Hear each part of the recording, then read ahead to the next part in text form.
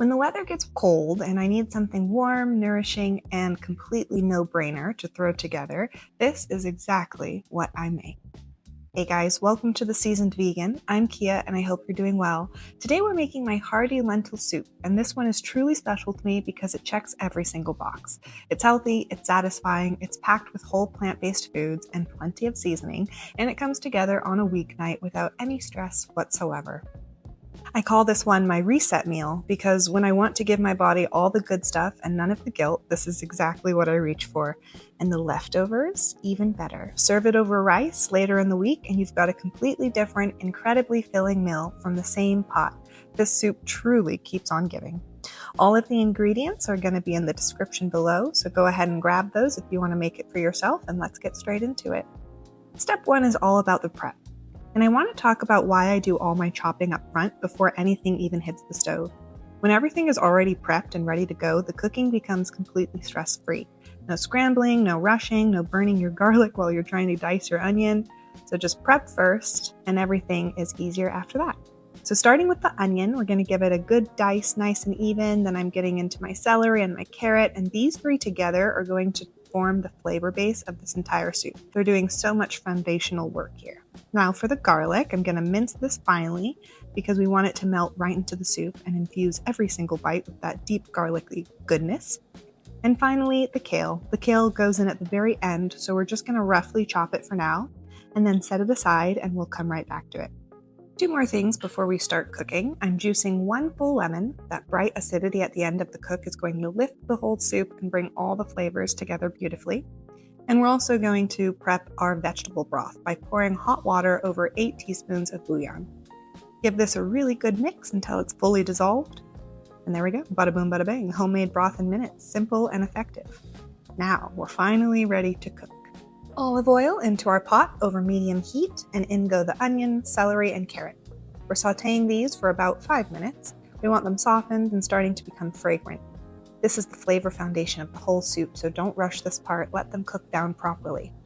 Now the garlic goes in and we're giving it 2 minutes, just 2 minutes, because garlic cooks fast and we don't want it to burn. Stir it in and let it become fragrant.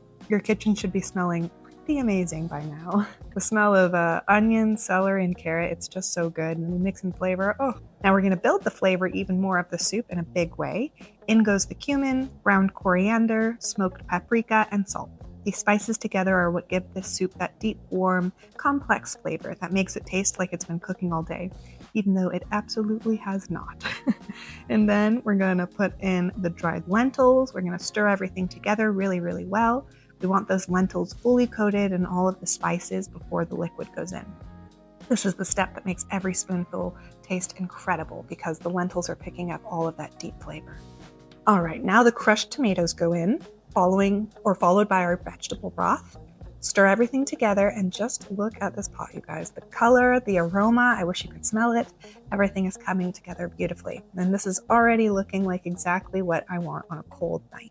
And if you're curious about what's back there on my stove, that's my cheesy cauliflower, vegan cheesy cauliflower, of course, and it paired really well with this lentil soup. And with the lentil soup over rice later, oh, so good. All the flavors work so well.